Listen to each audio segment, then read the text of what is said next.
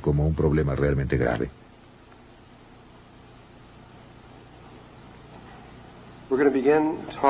Vamos a comenzar a hablar acerca de otro tema, la historia del mundo y cómo se relaciona al tiempo presente.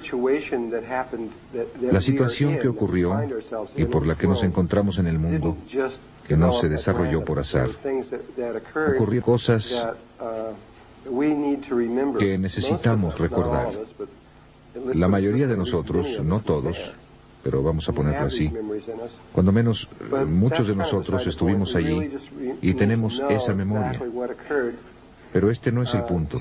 Realmente solo necesitan saber exactamente qué ocurrió para tener una comprensión de cómo se llegó a esta situación. Esta historia, por supuesto, no la podrán encontrar en libros de historia, porque los libros solo abarcan 6.000 años y necesitamos retroceder como 450.000 años para el comienzo de todo esto. Las historias que les voy a contar son una combinación. Originalmente esto se dio por primera vez hace 8 años. Eran nada más las historias, como las dio Todd. Cuando Todd se fue hace un par de años, supe de Zecharia Sitchin y leí sus trabajos, y hallé que sus trabajos y los de Todd se complementaban casi perfectamente. Simplemente no podía ser una coincidencia. Era asombroso lo cerca que estaban el uno del otro. Y muchas cosas de las que Todd mencionaba, como que hubo gigantes en la tierra, y no explicaba quiénes eran, aquí sí estaban explicadas. Por otra parte, muchas de las cosas que Zecharia Sitchin no comprende y pasa por alto rápidamente, fueron profundamente explicadas por Todd. De esta forma, la combinación de esto resulta en un punto de vista muy interesante. Ustedes no tienen que aceptar este punto de vista, pueden solo escucharlo como una leyenda y pensar al respecto y ver si funciona para ustedes, o solo tomen lo que creen cierto. Si algo no sienten que es cierto, entonces, por supuesto, no lo acepten. Yo sí lo creo y tengo que darlo. Yo creo estar tan cerca como se puede.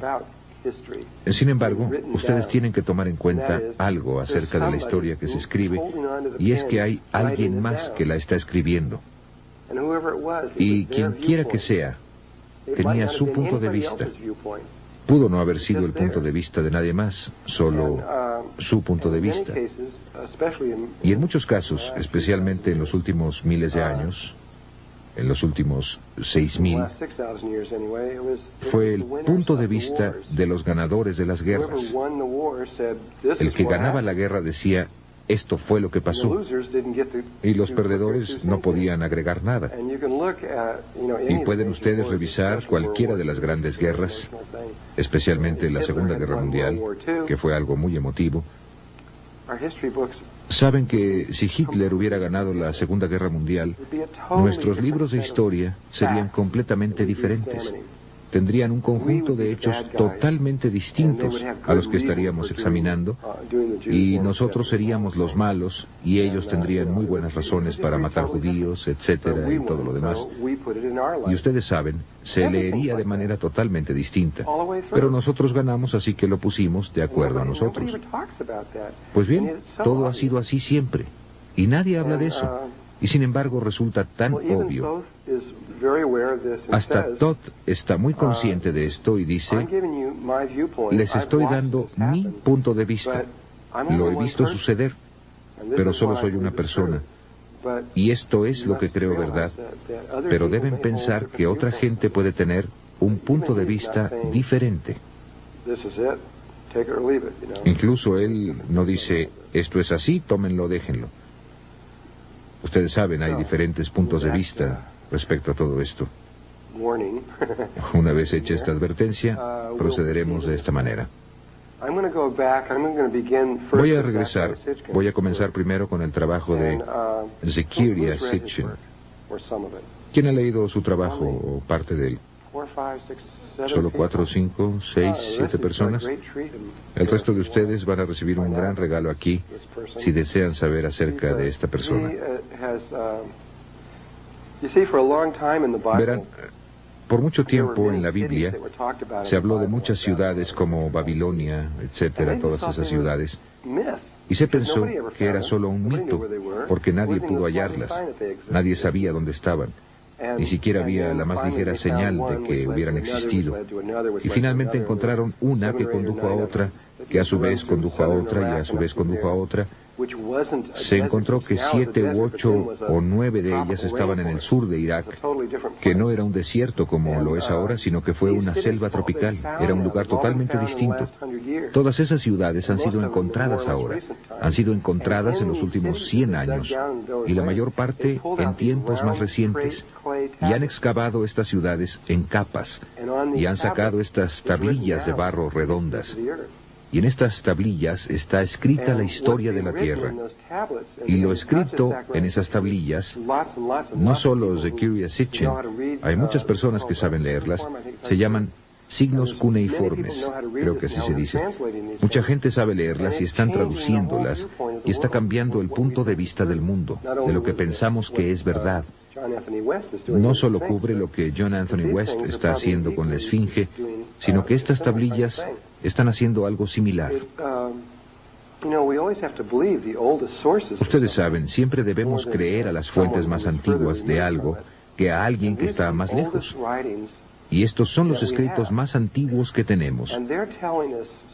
Y están hablando de algo que nos es muy difícil creer.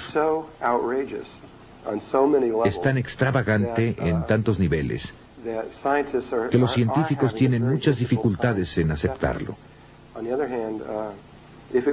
Por otro lado, si fuera algo no tan extravagante, lo habríamos aceptado inmediatamente, porque la fuente es tan antigua.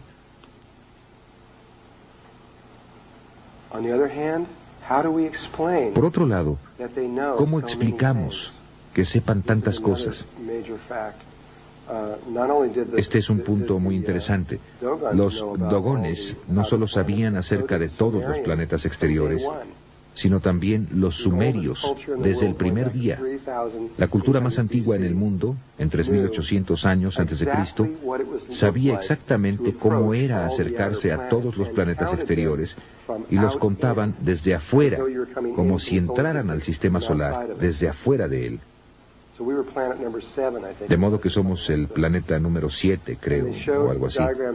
Y mostraban con diagramas en la pared el tamaño relativo de los diferentes planetas, y los describieron en detalle, como cuando se pasa por ellos y se ven el agua que contienen, el color de sus nubes. Todo se describe en detalle. Tanto así que cuando salimos hacia allá, Zecharia Sitchin envió a la NASA una descripción sumeria de todos los planetas antes de que llegaran, y era totalmente correcto. ¿Cómo lo supieron? Conocían la precesión de los equinoccios desde el primer día. Sabían que la Tierra estaba inclinada sobre su eje 23 grados y que rotaba en un círculo que tomaba 25.920 años aproximadamente. Esto es muy difícil de comprender, especialmente para un científico, cuando tarda, calculado astronómicamente, 2.160 años de observación continua del cielo para saber siquiera que la Tierra está en un bamboleo. Un lapso mínimo de tiempo, 2.160 años. Y ellos lo sabían desde el primer día. ¿Cómo supieron eso? Hay tanta evidencia extraordinaria en esas tablillas de barro que no está siendo absorbida rápidamente debido a que es tan extraordinaria. Siempre hemos pensado que Moisés escribió el Génesis, como yo lo entiendo, cerca de 1250 años antes de Cristo. Esto es lo que siempre he leído. Y sin embargo, el Génesis está escrito en las tablillas de barro, palabra por palabra, 2000 años, más de 2000 años antes de que se escribiera la Biblia. Todo, hasta Adán y Eva y todos los nombres de los hijos e hijas y todo lo que surgió allí y todo el espectro de cosas del Génesis, y todo estaba escrito antes de que Moisés lo escribiera. Es un hecho.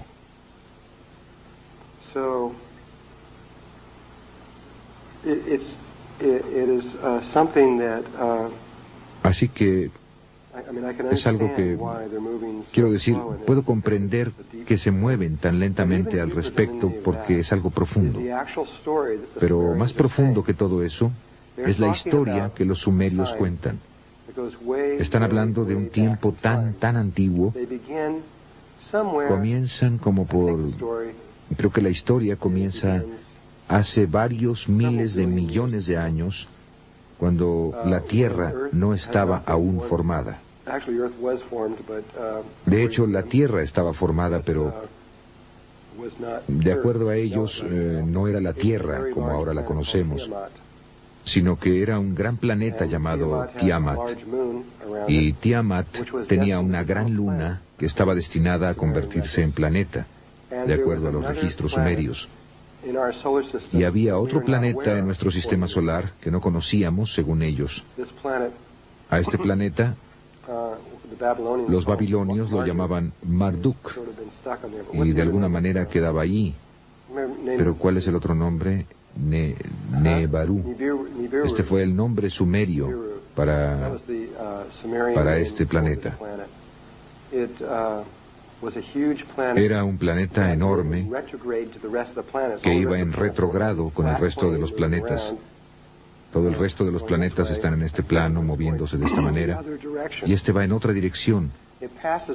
Pasa por la órbita de Marte y Júpiter. Y si el Sol estaba así, este es el Sol. Y si el Sol estuviera aquí, y tenemos a Mercurio, Venus, Tierra, Marte, Júpiter,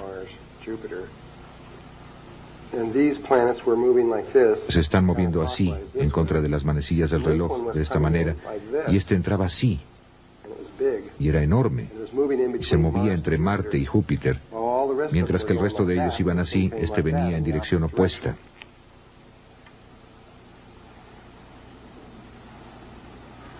Dicen que llegaba cada 3.600 años. Y cuando lo hacía, generalmente era un gran evento en nuestro sistema solar. Y cuando se desaparecía, cuando se iba, desaparecía de vista. La NASA, por cierto, encontró este planeta. Realmente existe. Lo localizaron con sus 2 satélites. Tienen 2 satélites allá arriba, lo localizaron justo en donde está, y definitivamente está ahí.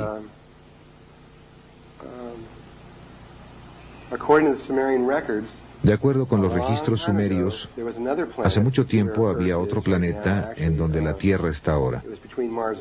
Realmente estaba entre Marte y Júpiter en aquel entonces, y era Tiamat. También era un planeta enorme, y un día venía, como destinado, Nebaru venía por aquí y casi chocan. Y una de las lunas de Nebaru golpeó contra Tiamat y le arrancó como la mitad. Quiero decir, le arrancó la mitad al planeta. Y de acuerdo con los registros sumerios, el gran pedazo, junto con la luna mayor, se quedaron despegados y se pusieron en órbita entre Venus y Marte y se convirtieron en la Tierra. Y el otro pedazo se quebró en millones de piezas y se convirtió en lo que los registros sumerios llaman la pulsera martillada, que es el cinturón de asteroides entre Marte y Júpiter, la que mucha gente ha tratado de explicar como otro planeta por la cantidad de materia que hay por allí. Pero de acuerdo con los antiguos registros, realmente era parte de la Tierra en un tiempo. Y esto es lo lejos que van los registros sumerios. Pasando por todo, hablan de toda clase de cosas, aquí hasta que comienzan en un punto a hablar sobre Nebaru, que está habitada por seres conscientes llamados Nefilim. Este es su nombre. Y que los Nefilim son muy altos. Las mujeres miden de 3 a 4 metros y los hombres como de 4 a 5 metros. Y viven vidas extremadamente largas.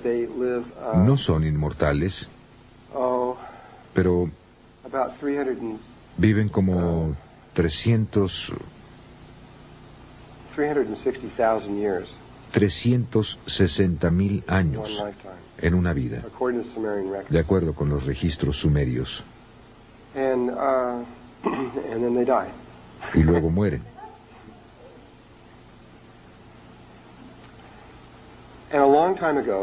Y hace mucho tiempo, aproximadamente 430,000 años, si bien recuerdo, puede ser como 450,000 años o por ahí, los Nefilim comenzaron a tener problemas con su planeta, problemas atmosféricos muy similares como el problema de ozono actual en nuestro planeta. Y sus científicos decidieron que la solución, que es una solución muy similar a la que nuestros científicos han decidido hacer para nuestro ozono, que es poner partículas de polvo en el ozono para filtrarlo. Solo que ellos tenían un problema distinto. Estaban tan lejos del Sol que necesitaban el efecto invernadero. Necesitaban mantener el calor adentro. Y como estaban perdiendo su temperatura y calor, decidieron poner partículas de oro en el cielo que reflejarían la luz y la temperatura como un espejo hacia la atmósfera superior. Entonces iban a obtener grandes cantidades de oro y lo iban a pulverizar en probablemente de tamaño de 2 o 3 micras y suspenderlo en el espacio allá arriba, con lo que lograrían esto. Y esto es un registro sumerio. Estos son seres antiguos que hablaban de esto. Esto no es viaje a las estrellas o algo así. Esto está fuera de... Digo, es increíble. Por esto es que ha sido tan lento en salir, pero allí está en los registros. Entonces buscaron, tenían la capacidad de viajar espacialmente, aunque no estaban mucho más avanzados de lo que nosotros estamos ahora. Estaban como en el mismo nivel en el que estamos nosotros. En los registros sumerios se muestra cómo sus naves espaciales están bajando con flamas saliendo de atrás. Son naves cohete. Digo, su nivel de nave espacial es tan rudimentario como puede serlo, y esto es lo que tenían. De hecho, estaban tan poco avanzados que tenían que esperar hasta que la nave estuviera cerca de la Tierra antes de que pudieran usar los cohetes para llegar aquí. No podían despegar a cualquier hora. Tenían que esperar a dar la vuelta hasta que estuvieran cerca para poder hacerlo. Así que buscaron por todo, no podían salir del sistema solar, y buscaron por todos los planetas que hay aquí, y encontraron que la Tierra tenía grandes cantidades de oro. Y enviaron un equipo de personas para acá, hace más de 400,000 años, con un solo propósito: venir y sacar oro. Elegidos por 12 miembros, que eran estos 12 jefes, junto con, creo, 400 miembros o algo así, el número exacto no es importante, de trabajadores que vendrían y realmente harían el trabajo. Llegaron a esta área en el sur, pero primero llegaron al área de Irak y comenzaron a construir sus ciudades y cosas para construir sus asentamientos, pero no es aquí donde comenzaron a sacar el oro. A ver, ¿dónde estoy? Ah, estoy por acá, muy bien. En esta área, por acá. El primero por aquí. Y aquí es donde construyeron su primera ciudad, allá arriba. Y luego bajaron aquí en este valle específico, en el sureste de África, a sacar su oro.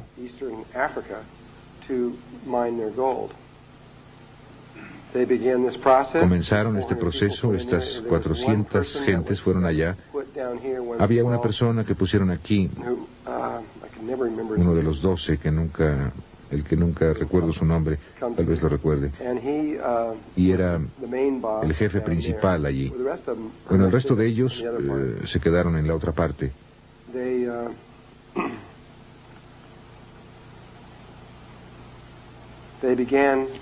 Y comenzaron a penetrar profundamente en la tierra y sacar grandes cantidades. Y luego cada 3.600 años, cuando Marduk o Nebaru llegaban, subían el oro al planeta y luego lo dejaban dar la vuelta y regresaban a su proceso de escarbar y seguir cavando. De acuerdo a los registros sumerios, cavaron durante largo tiempo, más de 100, 150.000 años, no sé el tiempo exacto, y no estoy de acuerdo con su fecha. Sitchin llegó a esta fecha no directamente a través de los registros sumerios, sino calculando cuánto tiempo pensaba que debía ser, y llegó a un período de como 300 y tantos miles de años.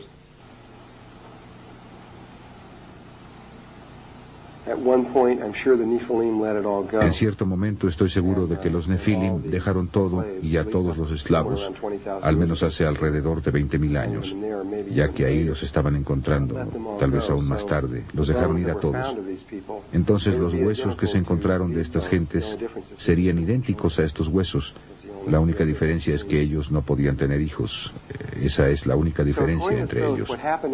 Entonces, de acuerdo con Todd, lo que pasó después de esto fue que cuando esta isla se hundió, otra configuración surgió en el Océano Pacífico, y las gentes de aquí, no de aquí, sino de aquí arriba, fueron llevados o de alguna manera tirados a esta isla. Él nunca me explicó eso. Y de Lemuria no era exactamente así, pero de cierta manera se parece mucho. Iba desde las islas hawaianas hasta la isla de Pascua.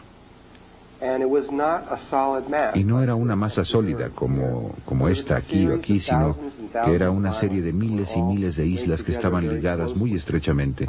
Algunas eran grandes, algunas pequeñas, y hay que poner muchas más ahí, pero era como un continente que apenas salía del agua. Era un continente de agua. Y ellos fueron traídos aquí, y se les permitió desarrollarse por sí solos sin que interfirieran los Nefilim, hasta donde yo sé. Quizás esto que dije no sea cierto, tal vez. Permanecimos ahí alrededor de 65 o 70.000 años en Lemuria. Mientras estuvimos en Lemuria, todo marchaba estupendamente.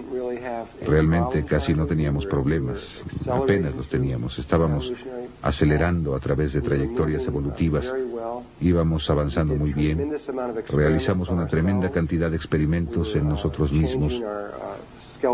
Estábamos cambiando nuestra estructura ósea, trabajando mucho en la base de nuestra columna vertebral, trabajando en el tamaño y la forma de nuestro cráneo. Estábamos haciendo todo tipo de cambios. Éramos muy, lo que ustedes llamarían de cerebro derecho, éramos femeninos. Un ciclo evolutivo tiene que decidir si va a ser masculino o femenino. Igual que ustedes cuando vienen aquí, tienen que tomar una decisión. Y nos estábamos volviendo femeninos, nuestra raza se estaba volviendo femenina, y nosotros éramos, para cuando Lemuria se hundió, equivalíamos aproximadamente a una niña de 12 años.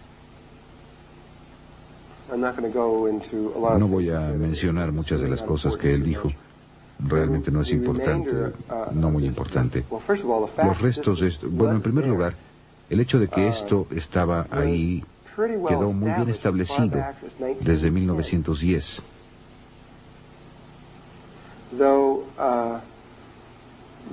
Aunque no recordamos mucho, ¿ven? Porque en 1912 algo pasó, después de lo cual hubo 3 años que sucedieron realmente rápido, 1912, 1913 y 1914. En 1912 se llevaron a cabo los experimentos que fueron similares a los experimentos como el de Filadelfia, de los que hablaremos posteriormente. De hecho, hicieron el experimento en 1913, que yo creo que fue lo que provocó la Primera Guerra Mundial en 1914. Después de eso, ya no volvimos a ser los mismos. Y antes de la Primera Guerra Mundial, el patrón de crecimiento era muy similar a lo que está pasando ahora.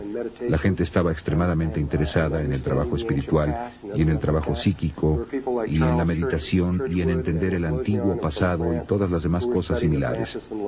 Había personas como Charles Churchward y Le Bussian de Francia que estaban estudiando la Atlántida y Lemuria, y había muchas cosas muy similares que estaban pasando. Llegó la Primera Guerra Mundial y nos dormimos y no despertamos hasta los 60.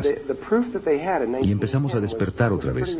Pero las pruebas que tenían en 1910 eran muy extraordinarias de que este continente estaba ahí y tenían que ver con el coral.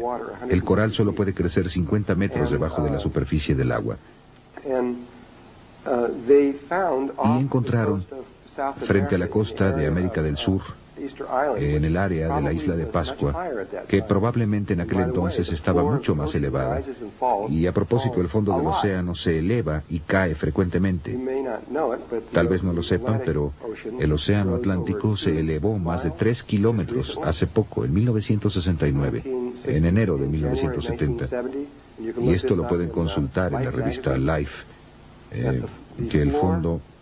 En diciembre de 1969, el fondo del océano frente a la costa, frente a en el área de las Bermudas, frente a esto, todas estas islas empezaron a subir. Muchas de ellas, 30, 40, 50 islas, salieron a la superficie. Algunas todavía están ahí. La mayoría se volvió a hundir.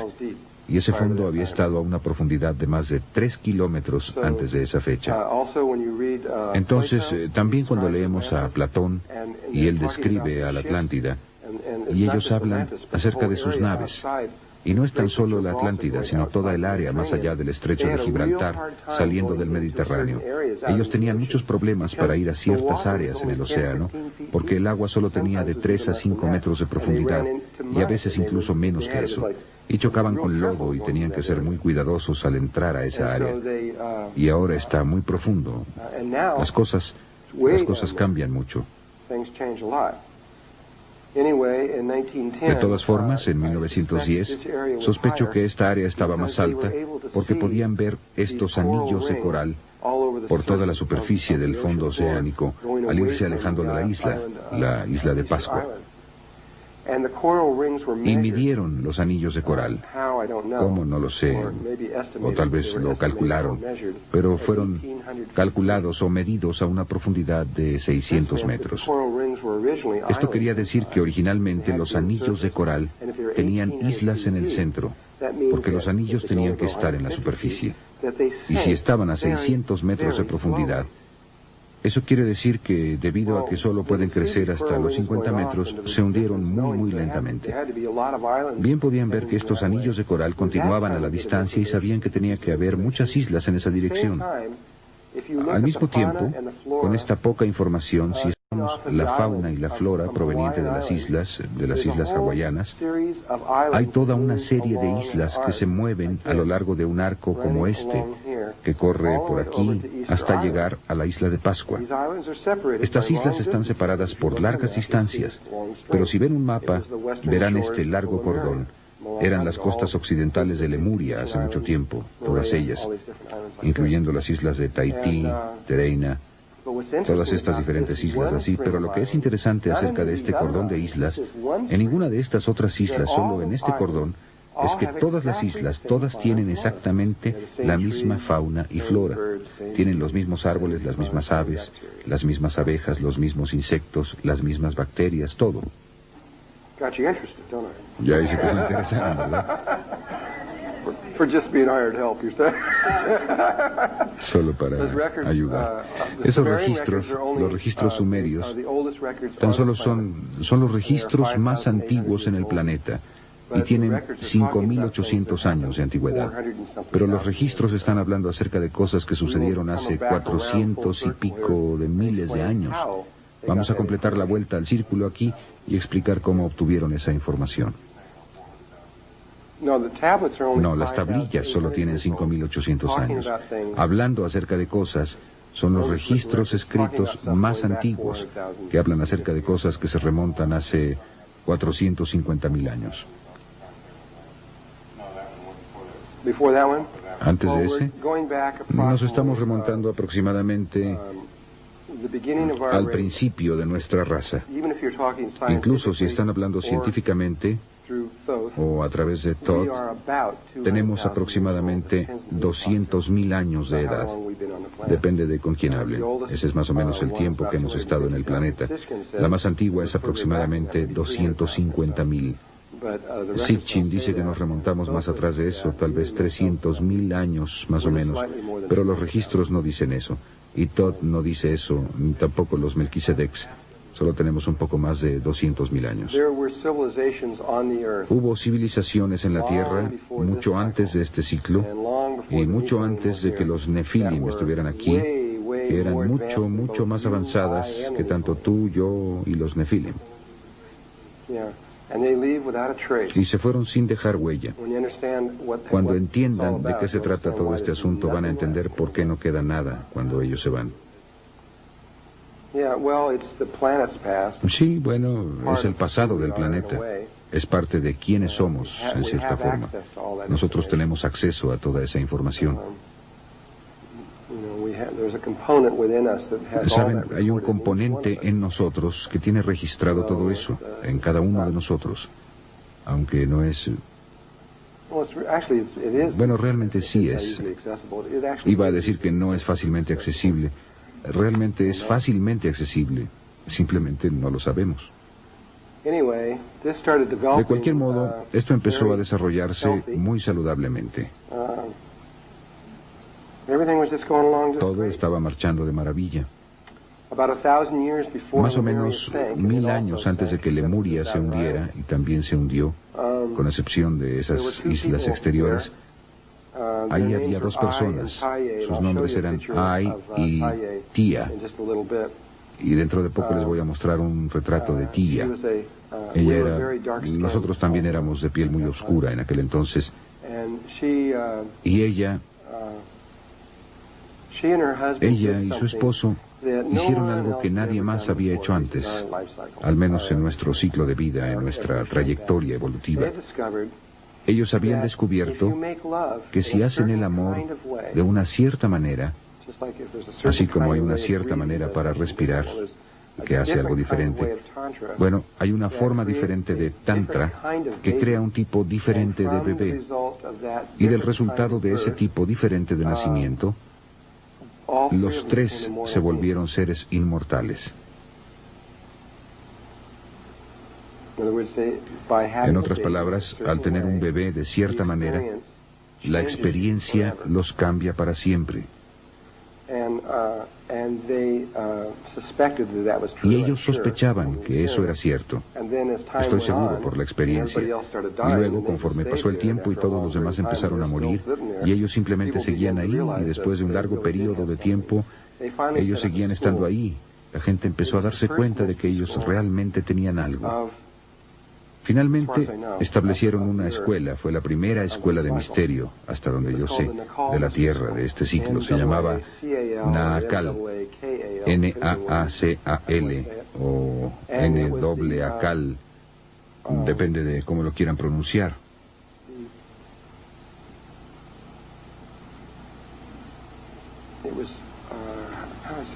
Y él era, como dicen, simplemente estaban tratando de enseñar cómo hacer esta cosa que llamamos resurrección o ascensión por medio del Tantra.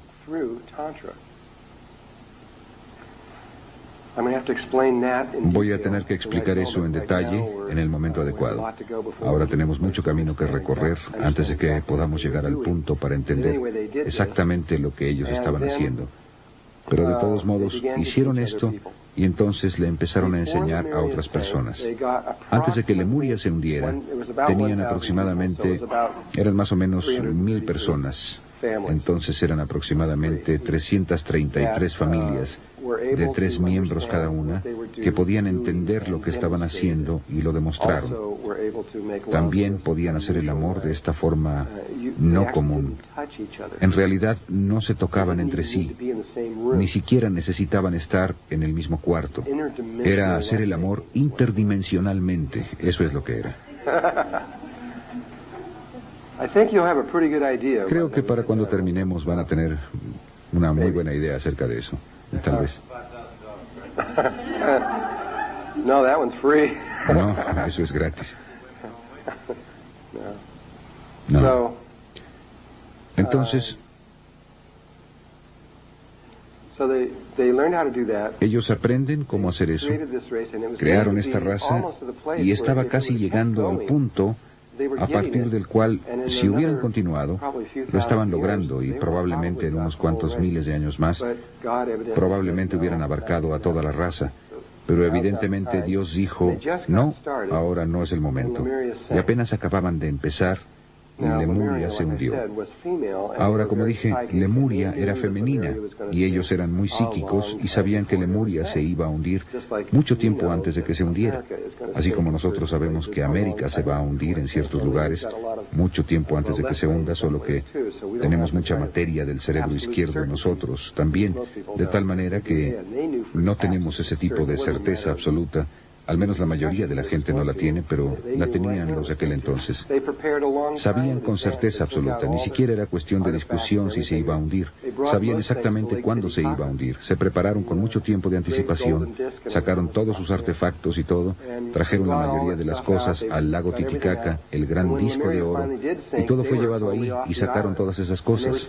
Sacaron todo, y cuando finalmente Lemuria se hundió, ya estaban totalmente fuera de la isla, y estaban asentados principalmente en el lago Titicaca, a través de América Central y de México, llegando hacia el norte hasta el monte Shasta. Los dos límites exteriores eran el monte Shasta y el lago Titicaca, y todo lo que quedaba entre ellos y toda la cultura se fue hacia esa área. Cuando esto se hundió, al mismo tiempo, aunque sé que esto no concuerda con las ideas de otras personas acerca de esto, esto es lo que Todd dice, que esto y la Atlántida fueron acontecimientos similares.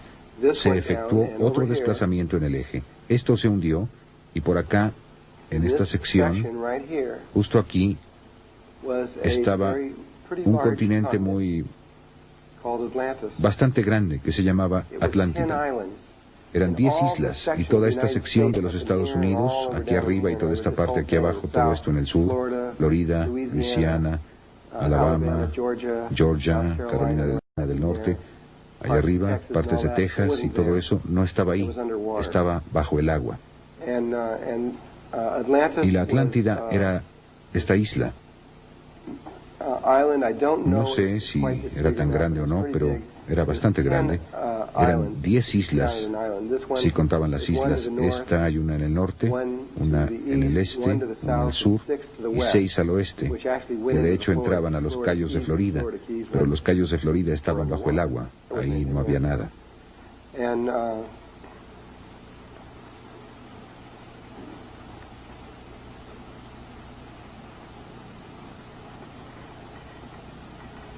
Y los sobrevivientes de la escuela de misterio Naacal, los seres inmortales, se trasladaron y, de acuerdo con Todd, volaron.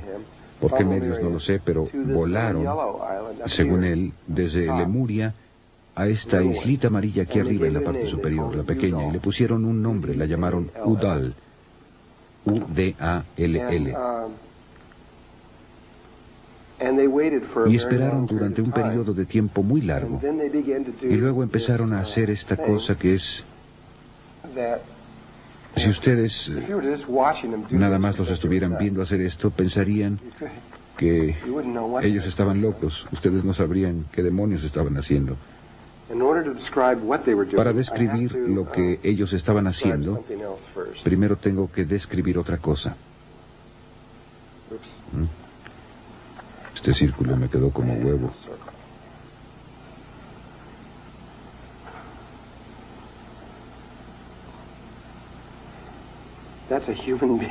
Ese es un ser humano desde la cabeza viendo hacia abajo.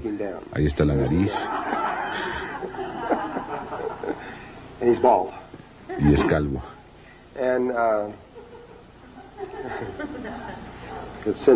Bueno, ustedes podrían enviar ese dibujo al periódico ahora mismo y dejar que ellos lo descubran. El cerebro humano está dividido en estos dos componentes, lado izquierdo y derecho. El hemisferio izquierdo es masculino y el derecho es femenino. El cerebro se vuelve a dividir por medio de esta otra delgada división en estos 4 glóbulos, así. Y el cuerpo calloso es lo que une a las dos partes. La naturaleza de estas dos es que si ustedes tuvieran esta palabra en inglés escrita love, amor, escrita en el frontal, este es el componente masculino. El componente masculino ve todo de una manera absolutamente lógica. Así es, podrían decir ustedes. Pero la mujer ve la imagen especular de la palabra.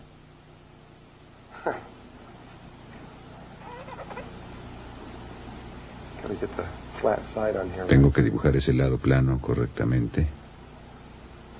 Aquí. Ahí está la palabra. La mujer ve eso.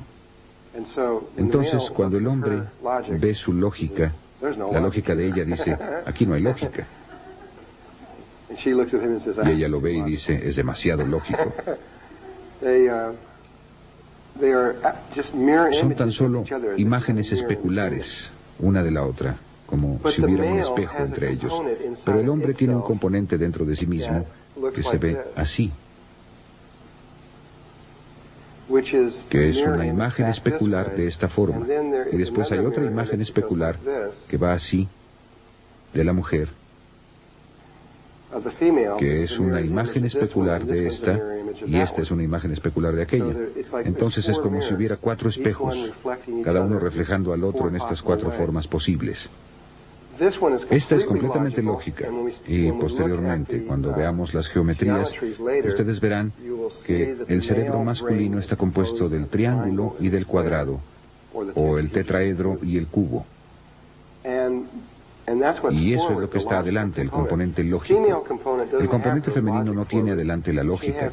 Adelante ella tiene su experiencia, o el aspecto experiencial está adelante. A ella le interesa mucho más experimentar algo que entenderlo. Pero su aspecto experiencial tiene atrás un componente que es totalmente lógico, que está basado en el triángulo y el pentágono, o el tetraedro. Y este de hecho representa 2 formas, el icosaedro y el dodecaedro. Todavía no hemos hablado de eso, pero ahí están ciertas geometrías. Y el componente masculino, que es lógico, tiene un componente experiencial oculto.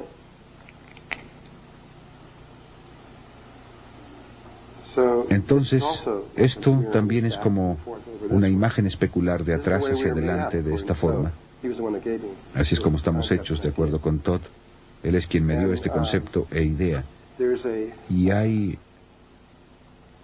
un camino que atraviesa de esta manera de lógica, y un camino entre lo masculino y lo femenino que va de esta manera de experiencia.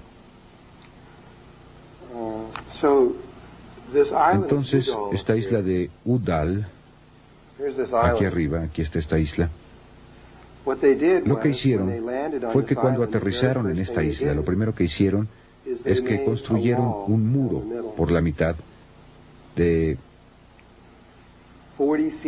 14 metros de altura, 6.5 metros de ancho, y dividía a la isla.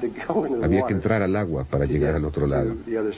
Era literalmente, no había forma de llegar de un lado al otro. Y después hicieron un muro más pequeño que pasaba por aquí. La dividía en estos 4 lóbulos.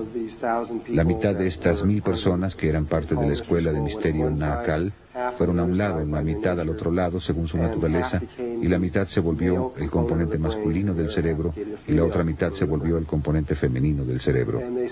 Y pasaron ahí muchos miles de años desarrollando esto. Seleccionaron a 3 personas, y el papá de Todd fue una de estas. Se llamaba Todd Mess, y él y otras 2 personas se convirtieron en el cuerpo calloso, la parte que une entre sí a los hemisferios izquierdo y derecho. Y ellos eran las únicas 3 personas a las que se les permitía ir a cualquier parte de la isla. Aparte de eso, tenían que permanecer completamente separados unos de otros. Y empezaron a establecer, alinearon sus energías y sus pensamientos y sus sentimientos y todo con un cerebro humano.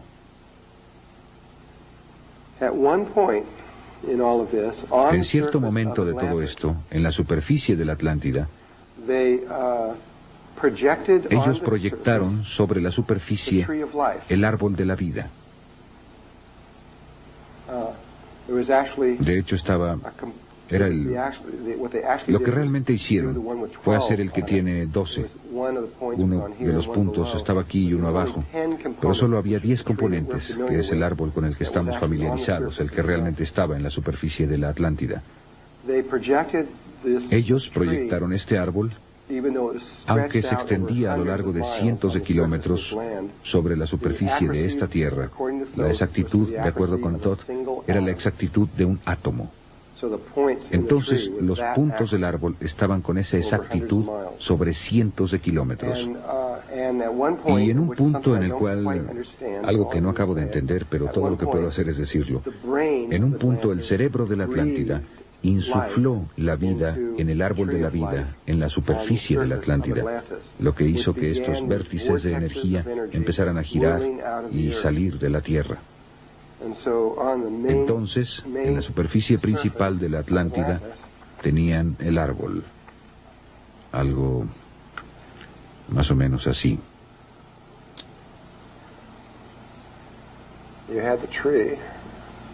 Aquí está el árbol.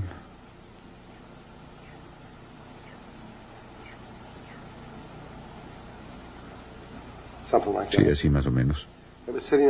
Estaba sobre la superficie, aquí con estas líneas dentro de él, y estos vértices empezaron a girar saliendo de él.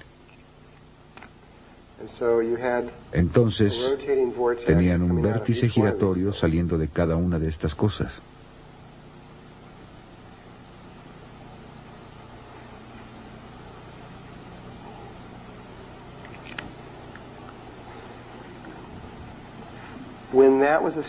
Cuando eso quedó establecido, entonces el cerebro de la Atlántida llamó a los hijos de Lemuria. Los llamaron psíquicamente, y millones de estos seres que estaban a lo largo de América del Sur y de América del Norte empezaron a ser atraídos psíquicamente, y se realizó una gran migración en la que todos ellos empezaron a moverse hacia este lugar y hacia la Atlántida.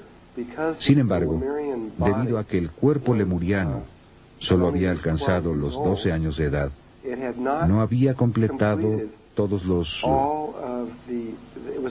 no era un adulto, entonces no tenía en funcionamiento todos sus centros. Entonces solo había 8 de los 10 centros que los lemurianos manejaban con maestría. Entonces fueron atraídos a... Cada individuo fue atraído a uno de estos 8 centros, de acuerdo con su naturaleza, y ahí es donde empezaron a construir las ciudades.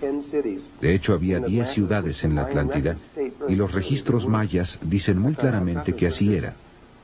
De hecho, tengo esos registros justamente aquí. Hay un documento que se llama el documento Troano, Troano, y ahí estaba. Ahora se encuentra en el Museo Británico. Se estima que tiene al menos 3.500 años de edad y describe en detalle el hundimiento de la Atlántida. Y solo lo voy a leer.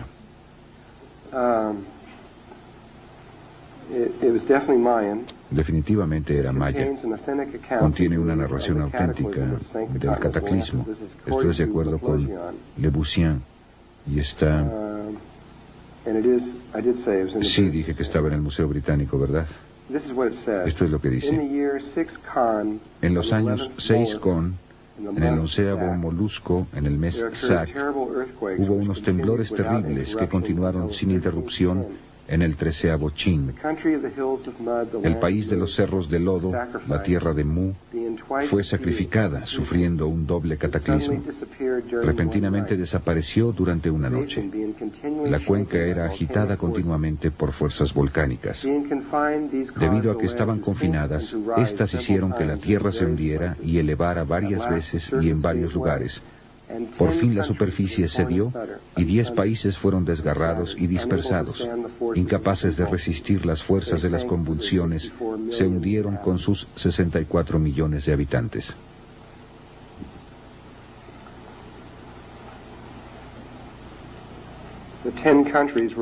Los 10 países se referían a los 10 puntos en el árbol de la vida. Pero cuando ellos, y a propósito, cuando vean este documento, muestra esta ciudad muy moderna, una ciudad extremadamente sofisticada, con volcanes haciendo erupción dentro de ella, y a todo su alrededor, y pirámides y todas estas cosas siendo destruidas, y la gente subiendo en botes y tratando de escapar. Y describe todas estas diferentes cosas en lengua y descripción maya. Y después, cuando llega al punto, a un punto ahí, 3.5 piedras están pintadas de negro. Más tarde describiremos lo que es eso. Se refiere al momento cuando entramos en lo que en nuestros días se llama zona electromagnéticamente nula. Es el desplazamiento desde cuando los polos se desplazan. Este fenómeno se presenta y entraremos en mucho detalle acerca de esto, donde durante 3 días y medio estaremos en la oscuridad. Pero ese periodo de tiempo en realidad podría ser entre 2 y medio hasta un poco más de 4 días. Podría durar cualquier tiempo en ese periodo y normalmente está entre 3 y 3 y medio días. Y el último evidentemente duró 3 y medio días. Es más que solo oscuridad, es la nada, está vacío, es fuera de aquí.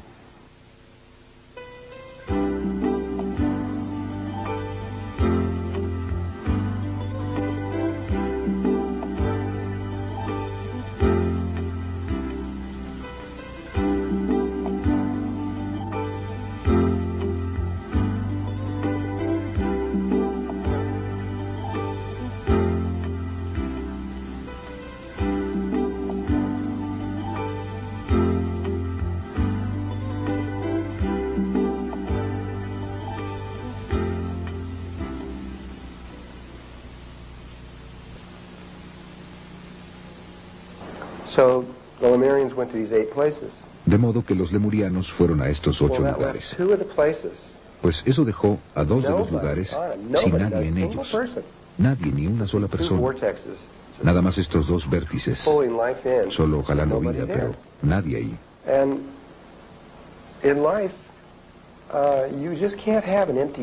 Y en la vida no puede tenerse un lugar vacío. La vida simplemente lo llena, lo hará, encontrará la forma. A mí siempre me gusta usar el de la autopista. Si están siguiendo a alguien justo detrás y solo dejan que esa persona se les adelante un poco o demasiado, alguien llenará ese lugar. Es lo mismo. Si ustedes hacen algo en la vida, si dejan un lugar para la vida entrará y lo hará. Y eso es exactamente lo que pasó. Ahora, esto es de acuerdo con Toth. Él dice que 2 razas extraterrestres llegaron en ese momento, no una, sino 2 completamente diferentes. La primera, dice, y no sé de dónde vinieron, dice eran los hebreos. Él dice que venían de fuera del planeta. De dónde vinieron no lo sé en absoluto. No lo dijo. Dijo que fallaron en su... Eran como una especie de niño que cursó el 5º grado y no pasó, y tuvo que repetir otra vez el 5º grado. Fallaron al entrar, de pasar al siguiente nivel de evolución, y tuvieron que repetirlo. Y tenían permiso legal para entrar en nuestra trayectoria evolutiva en ese momento. Trajeron con ellos, de acuerdo con Toth, muchos conceptos e ideas de los que todavía no teníamos idea, porque no habíamos entrado en esos niveles de conciencia. En otras palabras, eran como un niño que ya había pasado por el asunto de las matemáticas. Sabían qué era lo que venía y todo eso. Así que trajeron todas estas cosas de las que nosotros todavía ni siquiera sabíamos. Realmente no había problema con ellos, y probablemente no habría problema hoy. Probablemente no hubiera habido ningún problema en lo absoluto, excepto que la última raza que llegó es la que tenía el problema. Realmente no fuimos nosotros. Lo que se ha desarrollado, que está ahora como ha llegado al mundo, en la situación que se ha desarrollado en el mundo.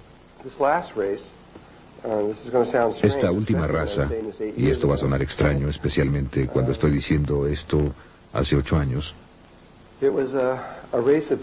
era una raza de seres que llegaron de un planeta muy cercano llamado Marte.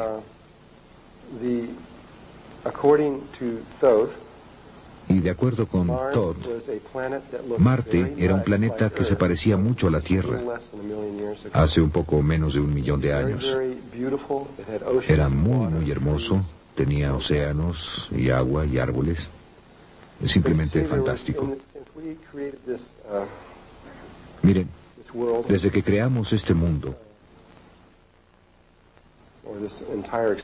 o todo este experimento en el que estamos desde hace mucho tiempo, desde el mismo principio, habían habido 4 veces en las que alguien decidió hacer algo que en la actualidad se llama la rebelión de Lucifer, aunque sucedió 3 veces antes. Otras 3 personas, además de Lucifer, intentaron hacer lo mismo. Cada vez provocó un total caos en todo el universo. Simplemente total. Un desastre total. Y durante el tiempo de Marte, hace años, fue la tercera rebelión, si quieren llamarla una rebelión. Fue la tercera vez que la vida decidió intentar este experimento. Y falló dramáticamente. Y por todas partes muchos planetas fueron destruidos, y Marte fue uno de ellos. Y lo que sucedió fue, y es lo mismo que está pasando ahora, que la vida intentó separarse de Dios. Pónganlo de esta forma. Vida. Había una parte de la vida que intentó separarse de toda la vida y crear su propia realidad separada.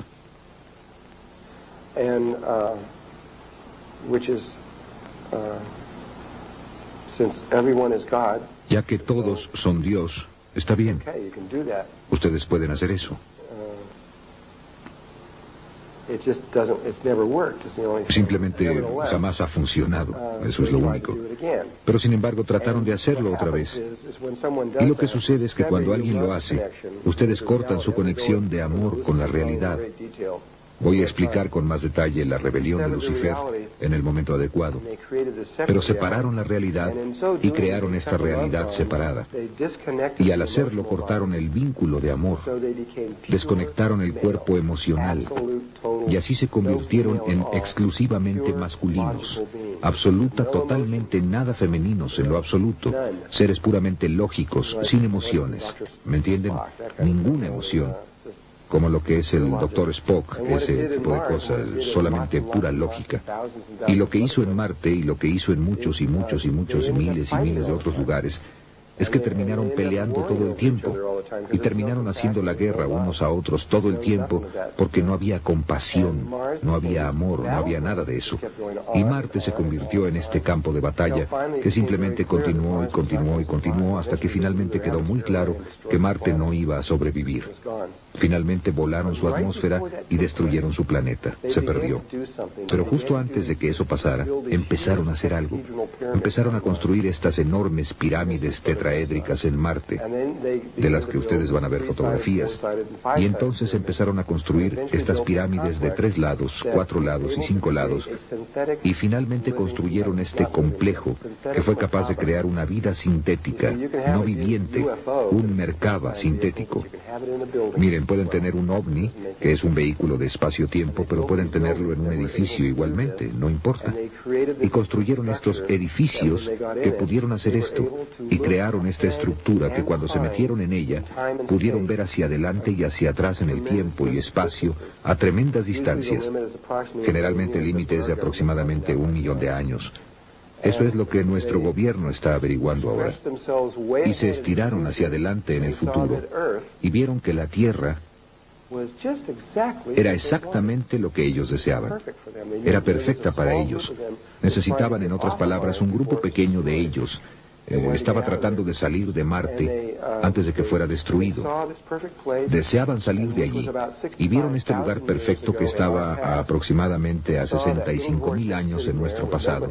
Vieron ese pequeño vértice que estaba ahí, sin nadie en él. No pidieron permiso. Siendo parte de la rebelión, no tenían que pasar por los códigos normales. Simplemente lo hicieron. Y simplemente dijeron, muy bien, ahí vamos, hagámoslo. Y se metieron ahí y se unieron con nuestra trayectoria evolutiva. Solo había unos cuantos miles de ellos, y lo primero que hicieron cuando pisaron la superficie de la Atlántida es que trataron de controlar la Atlántida y tomarla. Querían declarar la guerra y conquistar la Atlántida. Sin embargo, debido a su vulnerabilidad, su cantidad y tal vez otras razones, no pudieron hacerlo. Lo intentaron, pero no pudieron hacerlo. Y finalmente fueron sometidos. Y finalmente se acordó que tratarían de comprender esa cosa femenina de la que ellos no tenían idea, esta cosa con emociones y demás, de la que no tenían nada en lo absoluto. Lo que teníamos aquí era una situación. Cuando esto tuvo lugar, nuestra trayectoria evolutiva, éramos aproximadamente una niña de 14 años de edad. Y lo que tenían ustedes aquí era más o menos una chica de 14 años de edad que iba a ser tomada por un hombre mayor, un hombre mucho más viejo, muy viejo, un hombre de 60 a 70 años de edad, que simplemente la forzó. En otras palabras, fue una violación. Nos violaron y no tuvimos alternativa. Simplemente llegaron y dijeron, aquí estamos, les guste o no, aquí estamos. No pidieron permiso. Así que una vez que la batalla inicial estaba, o que el conflicto se terminó y decidieron hacerlo, entonces las cosas más o menos se calmaron durante mucho tiempo. Pero los marcianos continuaron trayendo su tecnología de cerebro izquierdo, de la que los lemurianos no sabían nada en lo absoluto. Todo lo que sabían era la tecnología de cerebro derecho de la que hoy no sabemos nada. Sabemos muy poco. Sus máquinas psicotrónicas y todo ese tipo de cosas. Estas son todas tecnologías de cerebro derecho. Pero hay tecnologías de cerebro derecho que si ustedes supieran lo que eran, los dejarían pasmados. Son increíbles.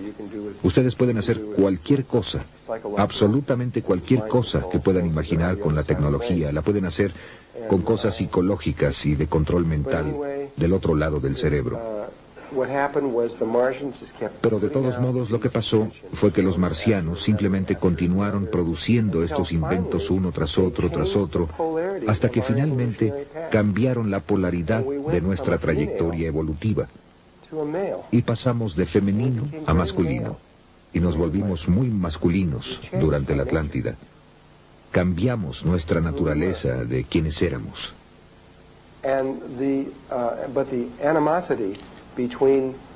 Pero la animadversión entre los marcianos y los lemurianos, y voy a poner a los hebreos junto con los lemurianos, la animadversión entre los marcianos y los lemurianos nunca cesó, sino hasta el mismo final. Se odiaban mutuamente. Y finalmente los marcianos tomaron más control de todo, muy lentamente siguieron haciéndolo y haciéndolo, hasta que obtuvieron el control sin batallas. Tenían todo el dinero, todo el poder, todo. Y los lemurianos, el aspecto femenino, básicamente fue simplemente reprimido. Y no era una situación de amor, pongámoslo de esa forma. Era un matrimonio que por lo menos al componente femenino no le gustaba. Y realmente no creo que a los hombres realmente les importara si les gustaba o no.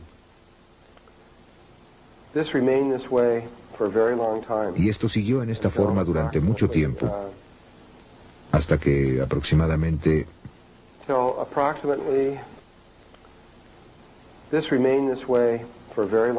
Y esto siguió en esta forma durante mucho tiempo, hasta que aproximadamente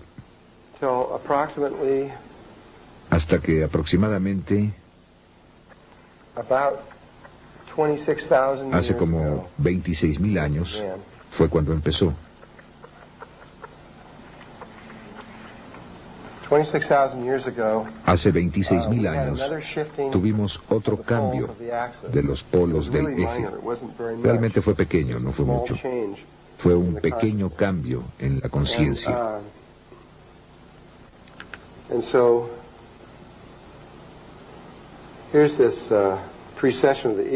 Y así es que aquí está esta precesión de los equinoccios y aquí están estos lugares, justo aquí donde se lleva a cabo este cambio.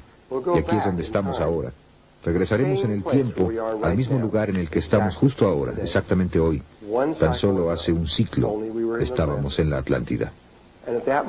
Y en ese momento los polos hicieron su pequeño cambio. No fue mucho, aunque la ciencia lo ha registrado. Definitivamente sabemos que tuvo lugar exactamente entonces. Todo eso ha sido establecido definitivamente. Y una pequeña pieza diminuta, no era así de grande, sino una pequeña pieza diminuta. Bueno, era grande, pero quiero decir, no era realmente grande. Probablemente era de la mitad del tamaño de Rhode Island o algo así. Cayó al océano y provocó una enorme cantidad de miedo en la Atlántida. Pues simplemente temor, porque pensaron que iban a perder todo el continente. Así que simplemente se quedaron como temblando en sus zapatos durante mucho tiempo. Y lentamente este temor empezó a ceder y lentamente pasaron 100 años y todavía tenían miedo. Se necesitaron 200 años para que el temor desapareciera y volverían a sentirse seguros. Y probablemente estaban por ahí, tal vez algo así, o quizá ni siquiera tan lejos, y finalmente se relajaron. Pero el recuerdo de eso aún estaba allí.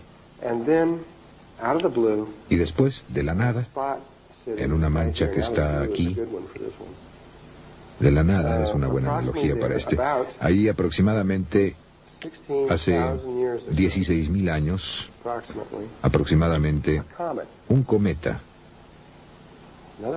otro de estos cometas.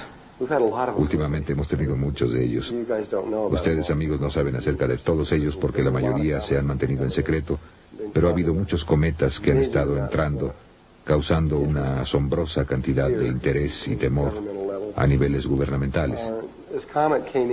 Este cometa entró y mientras todavía estaba lejos en el espacio, los habitantes de Atlántida tuvieron la capacidad para saberlo.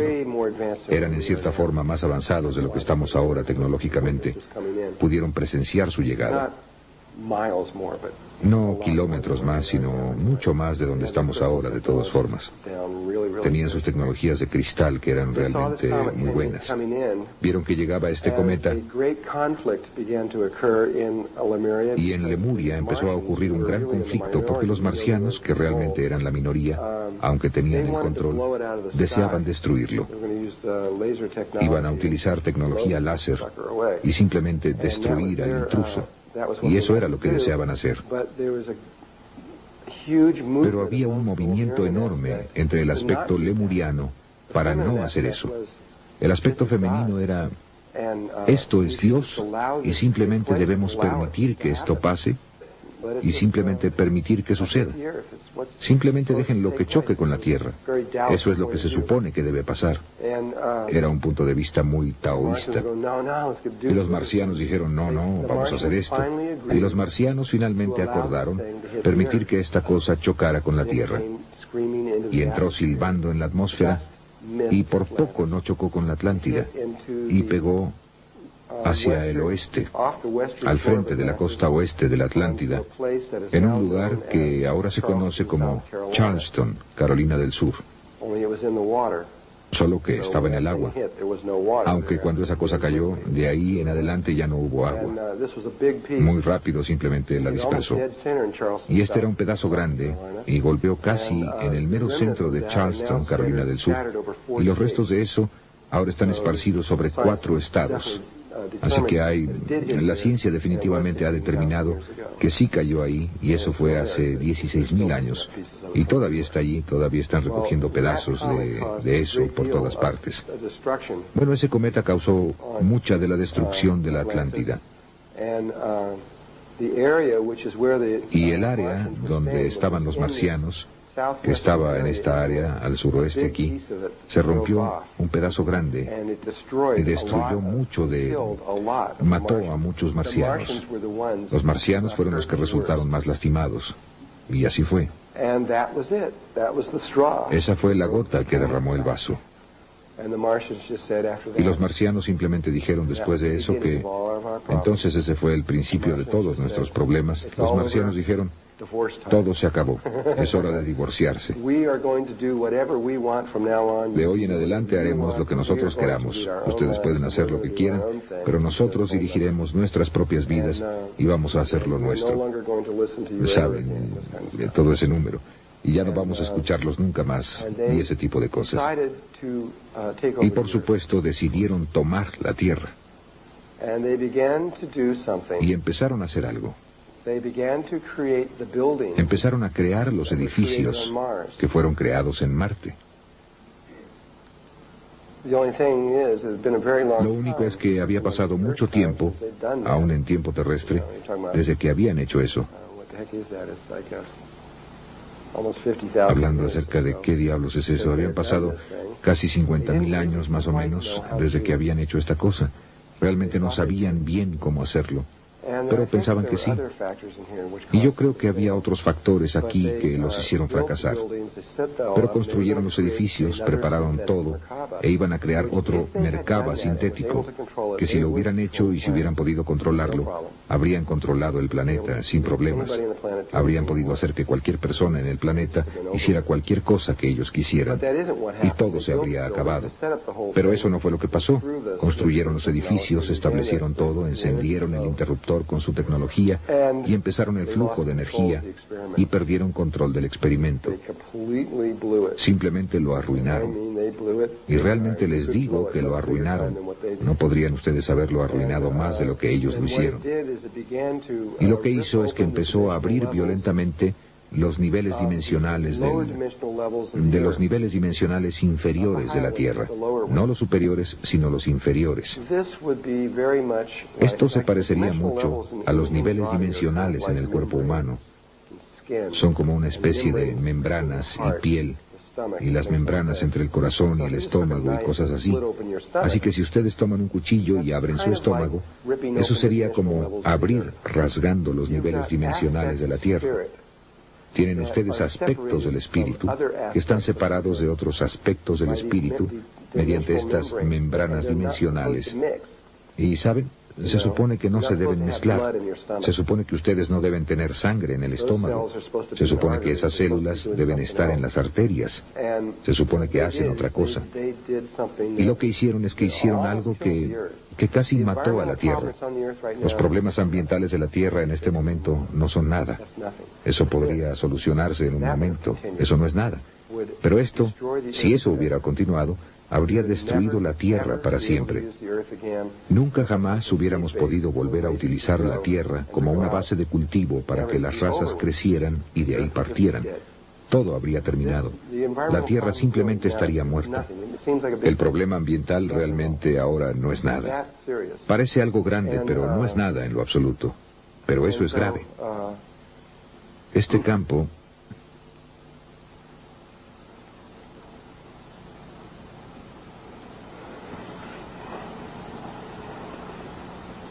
los 1.600 de ellos, hasta ese entonces creo, hicieron todo lo que pudieron intentar para tratar de aliviar la situación.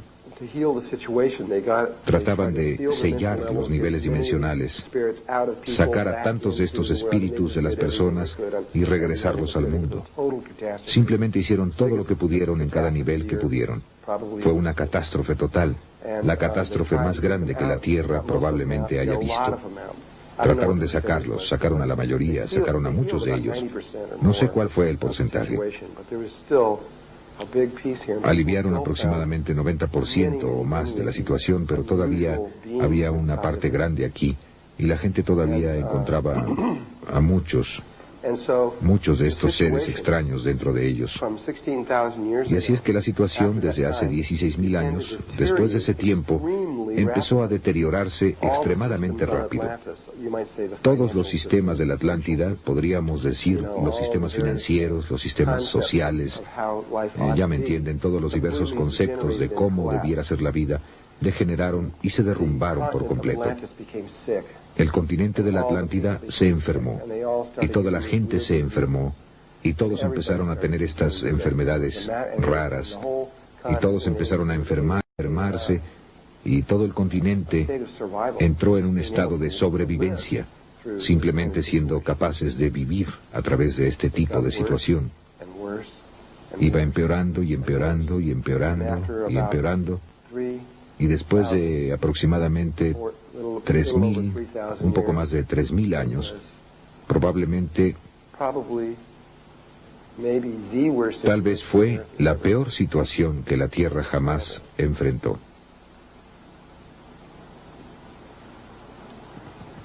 Fue horrible.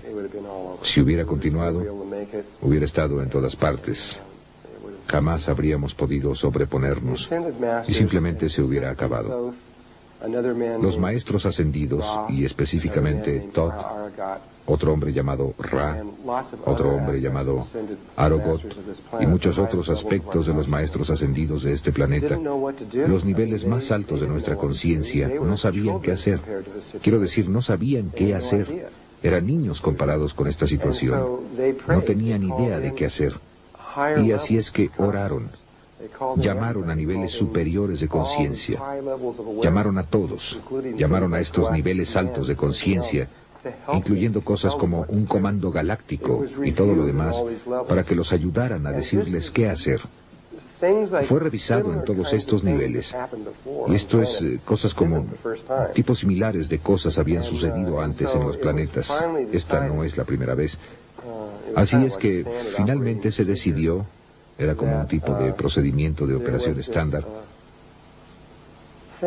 que había esta cosa que podría hacerse, que generalmente funciona.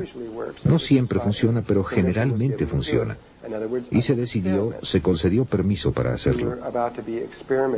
En otras palabras, un experimento. Estábamos a punto de ser objeto de un experimento con el propósito de ayudarnos. Y aunque se nos dieron las instrucciones de cómo hacerlo, realmente lo hicimos. No fue hecho por extraterrestres ni nada por el estilo. Fuimos solamente nosotros quienes hicimos esto, nuestros propios experimentos sobre nosotros mismos.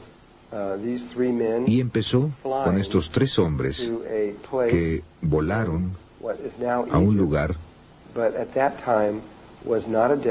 en lo que ahora es Egipto, pero en ese tiempo no era un desierto, sino una selva tropical, y que ahora es Egipto, que se llama la meseta Gaiship, que se llamaba la tierra de Kem, que quiere decir la tierra de los bárbaros peludos.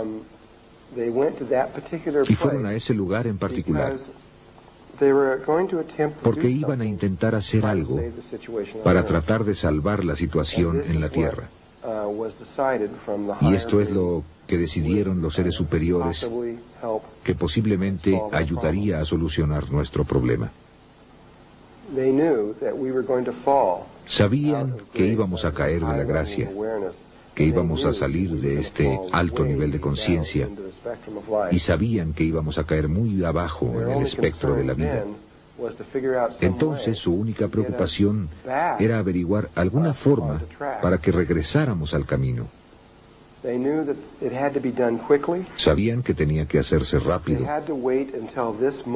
Tuvieron que esperar hasta este momento, de modo que tuvieron que esperar casi 4.000 años, hasta que este momento tuvo lugar aquí, antes de que pudieran actuar. Y entonces solamente tuvieron tanto así de un ciclo para completar todo. Y aquí es donde estamos ahora. Así que tuvieron que hacer esta cosa entonces, y tuvieron tan solo 12.500 años más o menos para poner todo en armonía y hacer que sucediera. No se podían tardar más que este tiempo, o nos destruiríamos a nosotros mismos.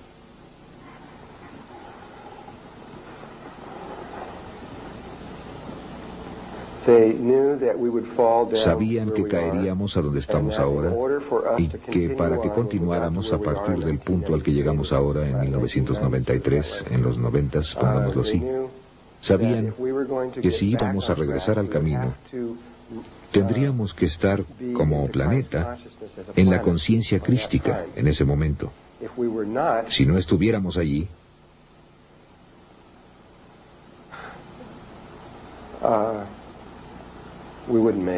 no lo lograríamos.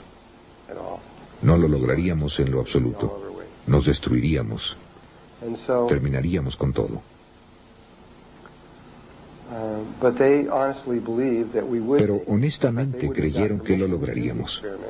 De hecho, no habrían obtenido permiso para hacer el experimento si no hubieran creído honestamente que lo lograríamos. No se puede mentirle al Comando Galáctico en lo absoluto. Así que realmente pensaban que sí iba a funcionar, aunque por poco. Así que el otro aspecto de esto es que estaban buscando una situación que aliviara toda la situación. No estaban preocupados por tratar de encontrar una situación en la que solo los marcianos se curarían, o solo los lemurianos sanarían, o parte de la Tierra sanaría. Buscaban una situación que sanara a toda la Tierra, a ambos lados.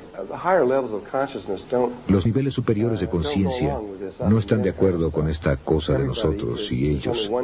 Todo el mundo está... Solo hay una conciencia que se mueve a través de toda la vida. Y así que están tratando de encontrar una forma para que todo el mundo regrese a un estado de amor y respeto para los demás.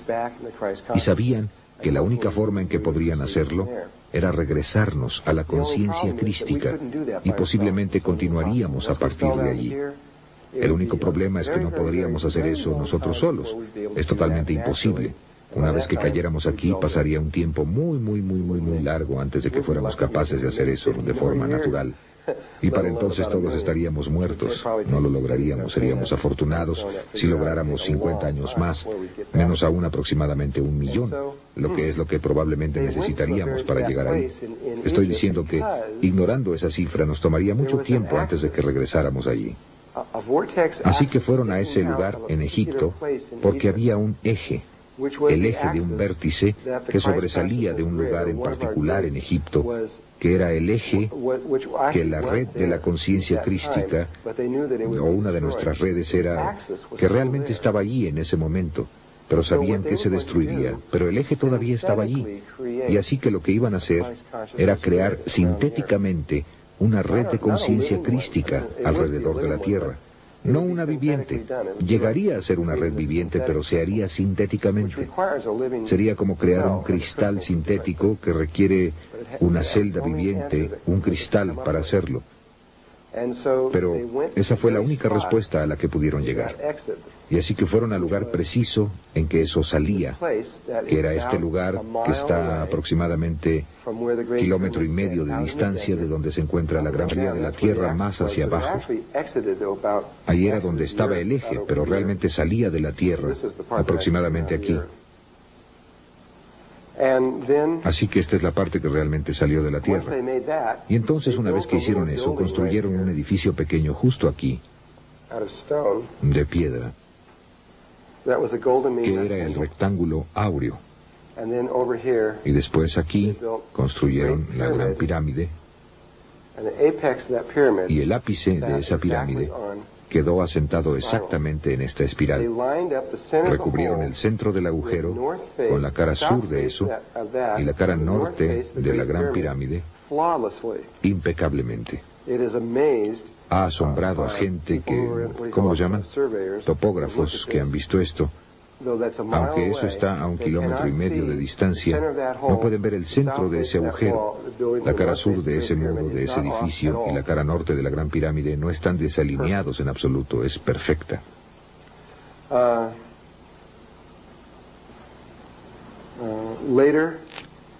Posteriormente fueron construidas aquí las otras 2 pirámides, y también fueron construidas directamente en esa espiral. De hecho, así es como descubrieron el agujero. Fue a través de fotografía aérea. Observaron que estas tres pirámides fueron colocadas sobre una espiral logarítmica. Cuando rastrearon la espiral a su origen, fueron a ese lugar y allí estaba el agujero, y allí estaba el edificio. Eso fue hace solo unos 10 años. Sí, todavía está allí. Yo lo he visto con mis propios ojos. He pateado las piedras y lo he visto, realmente está allí. Y considero que es el lugar y hay una armonía. Lo que sucedió es donde hicieron ese experimento fue aquí, en esta área.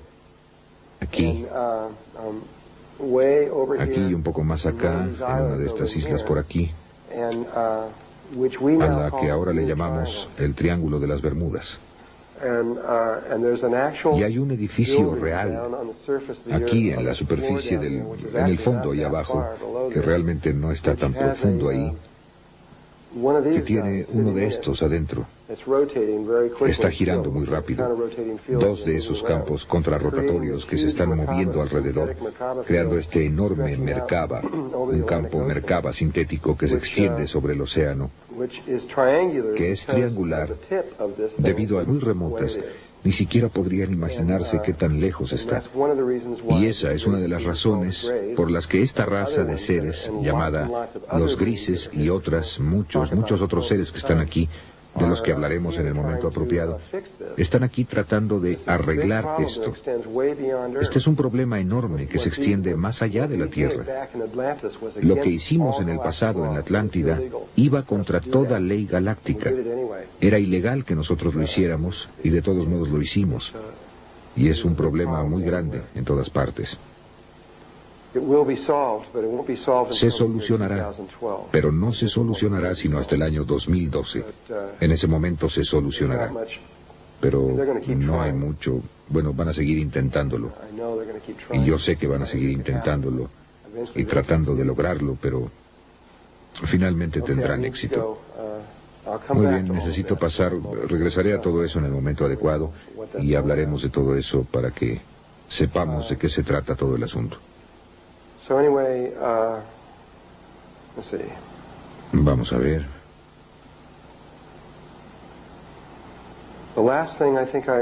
De lo último que creo que estaba hablando ayer eran esas dos espirales que estaban aquí arriba. Salieron de ese lugar a donde llegó Tot y Ra y Arogot, y llegaron e hicieron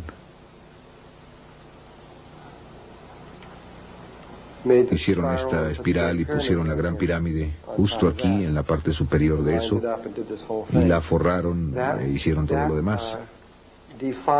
Eso definió el eje de lo que sería la red de la conciencia crística. Supongo que en este punto debería describir lo que son estas redes, para que tengan ustedes una idea de qué diablos estaban haciendo en todo esto. Voy a regresar aquí y sentarme y entrar en materia. Probablemente todos conocen la teoría del centésimo mono. ¿Alguien sabe acerca de eso? Una persona, muy bien. Bueno, la describiré.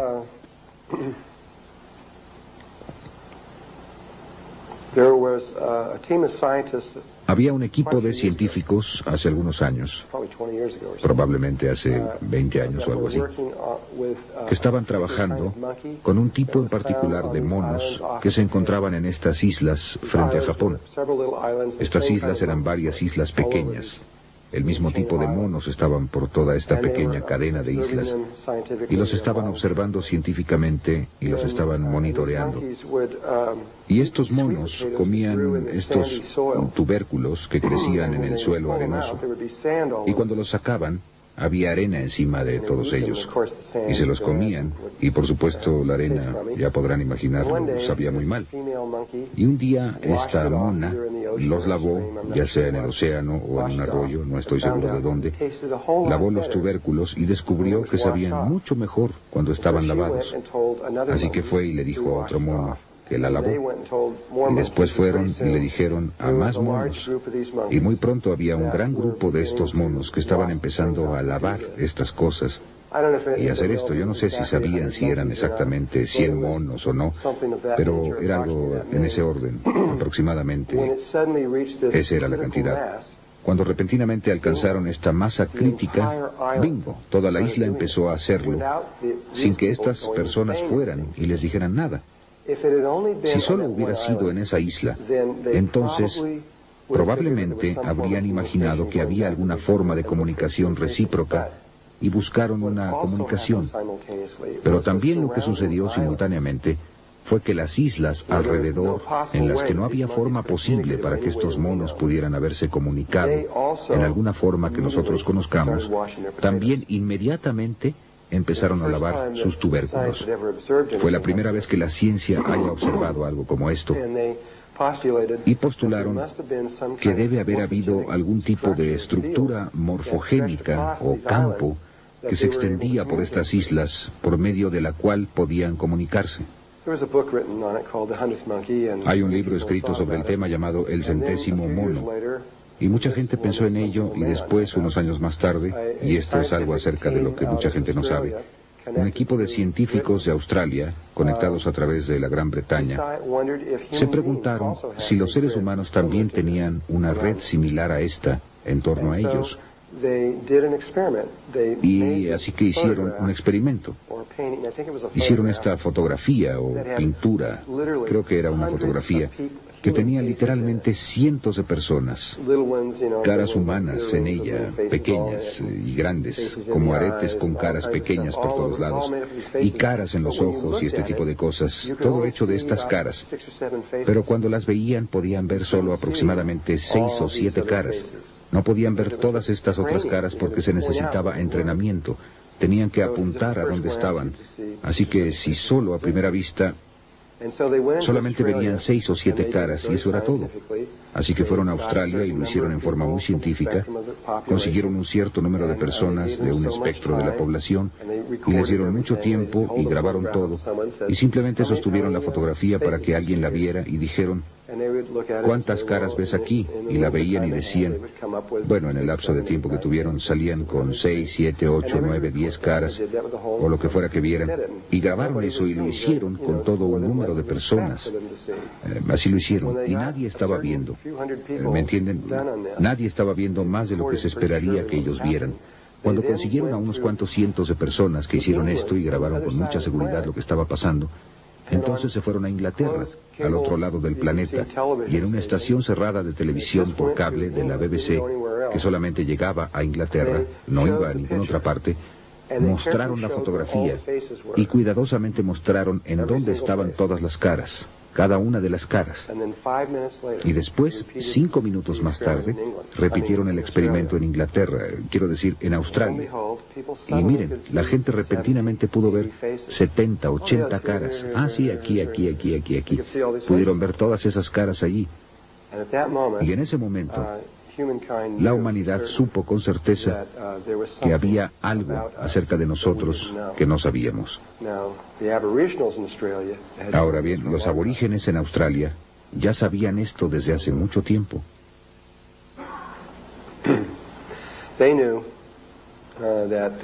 Sabían que había una estructura que conecta a las personas y las une, pero nosotros no.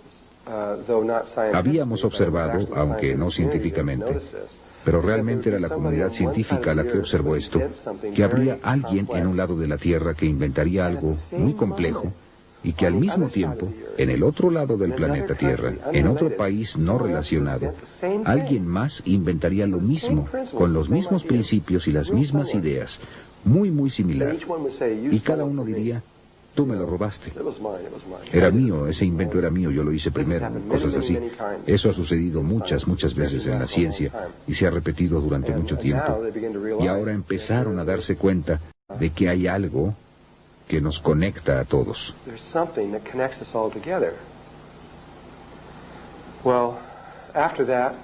Bien, después de eso, empezaron a buscar esto y el gobierno norteamericano y Rusia descubrieron estos campos alrededor de la Tierra.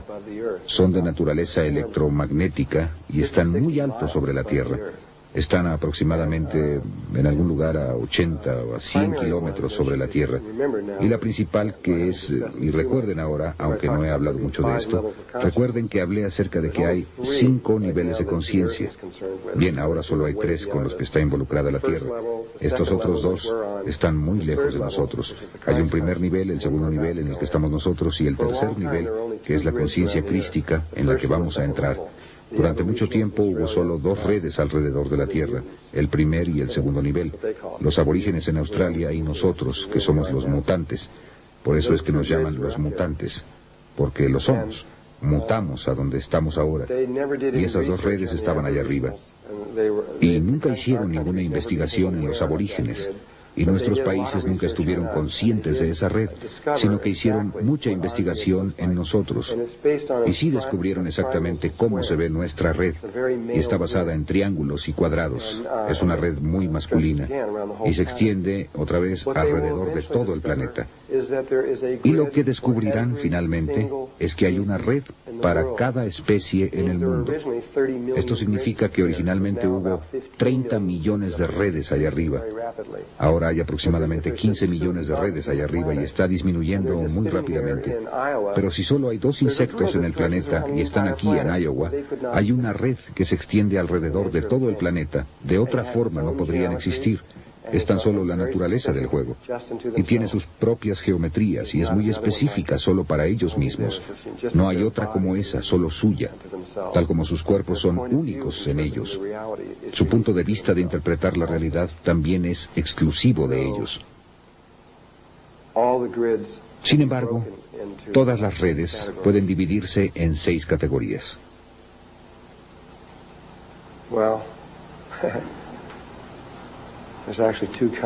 Bueno, realmente hay 2 tipos. Después se dividirían en 6 y 5.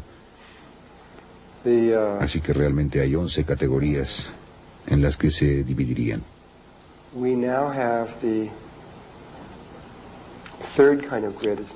Ahora tenemos el tercer tipo de red que está allá arriba, a la que pueden llamarla conciencia crística, o simplemente pueden llamarla el siguiente paso, o como quieran llamarla.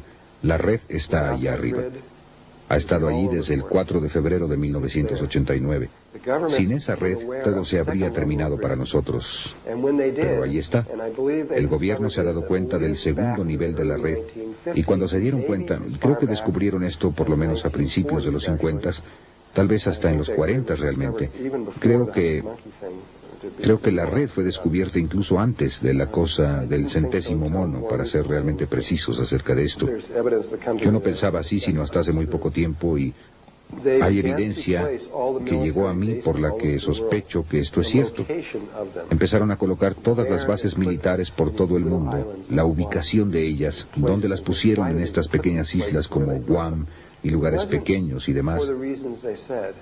¿Por qué pusieron esos lugares en donde los pusieron? No fue por las razones que dijeron, especialmente cuando despliegan ustedes la red y despliegan las bases militares por todo el mundo, especialmente entre Rusia y los Estados Unidos, y caracoles. Siempre están en estos lugares en donde están las intersecciones, justo en los puntos nodales de la red, exactamente encima. O allí en esas pequeñas espirales que salen de estas cosas. Y no hubiera sido posible que hubiera una coincidencia de que simplemente hubiera sucedido poner cientos y cientos y cientos de bases militares justo en estos lugares específicos. Realmente estaban tratando de controlar esta red, porque si tenían control de esa red, tomarían control de lo que pensamos y de lo que sentimos. Y había esta guerra que se daba entre estos 2 aspectos que cambiaron su naturaleza considerablemente en 1970, aunque lo explicaré más tarde. Así que lo que estaban haciendo allá en la Atlántida era que sabían que necesitaban crear esta red, el tercer nivel de la red. Sabían que tenían que crear eso para volver a crearla, porque la habíamos perdido, o de hecho en este punto sabían que íbamos a perderla y no podríamos recuperarla. Y así tuvieron que volver a crearla.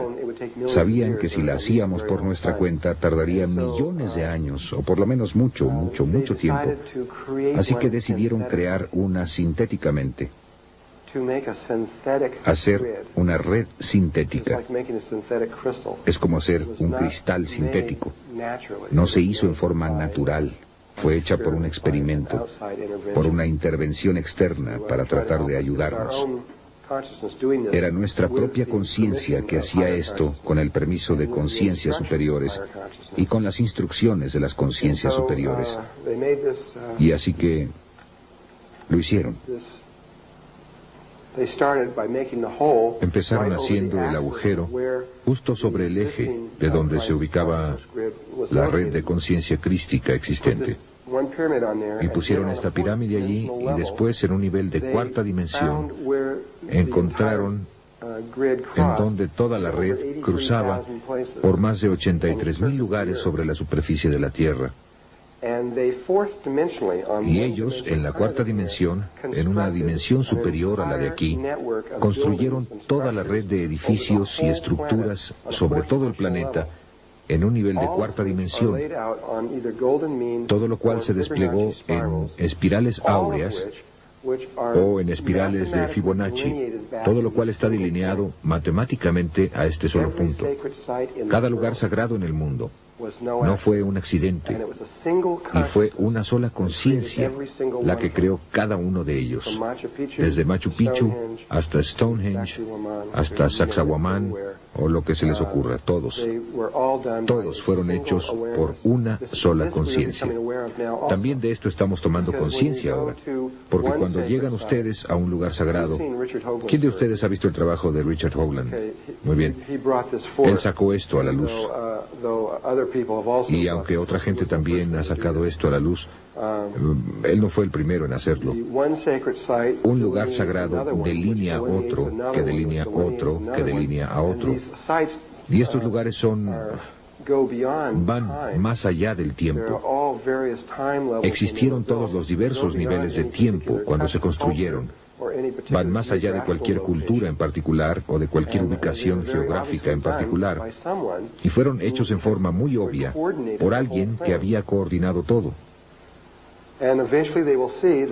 Y finalmente verán que ese es el punto desde el que fueron calculados todos. Aunque había otro punto en la Tierra, esa es la red del área del Polo Norte. Si van ustedes al otro lado del planeta,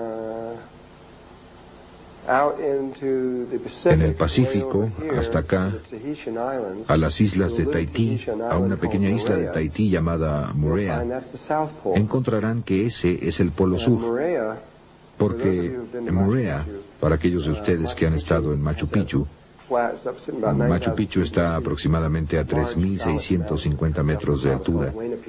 Trabajarán arduamente para llegar a Huayna. Si llegan a la cima de Huayna Picchu, observarán que las montañas que están alrededor de Machu Picchu están en un círculo perfecto. Y así es como este círculo femenino que viene en torno de esta cosa fálica que llega hasta aquí arriba, de esta forma, y es un vértice muy alto. Cuando vayan a Moorea, es una isla que tiene forma de corazón. Simplemente se ve así, tiene exactamente esa forma. Y en el centro está este anillo de montañas que son mucho más grandes que las que están en Perú. Con esta montaña justo en el centro, que es aproximadamente 3 o 4 veces más grande que Huayna Picchu, simplemente sube mucho, mucho, mucho y baja aquí. Y es esto, es el preciso polo sur de toda la red. Y si van derecho a través de la Tierra, salen aquí. Solo está desviado, hay una ligera curva, está desviado una cantidad muy pequeña. Pero aquí es donde sale a través de la Tierra, aquí. Y aquí es donde está desviado una cantidad muy pequeña. Pero aquí es donde sale a través de la Tierra, aquí. Y aquí es donde sale en el Polo Norte. Este es femenino y este es masculino. De hecho, todas las casas en Moorea tienen un corazón en el frente de ellas, con su número de casa en ellas, porque la isla tiene la forma de un corazón.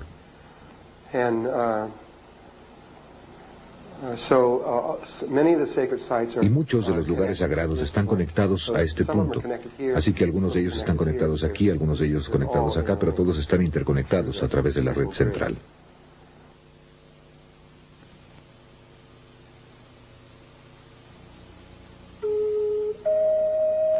Cinta 4, segunda parte.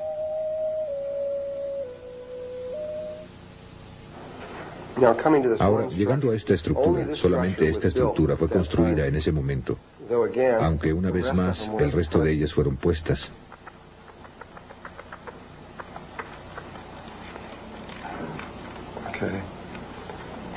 Intentemos con otro color aquí.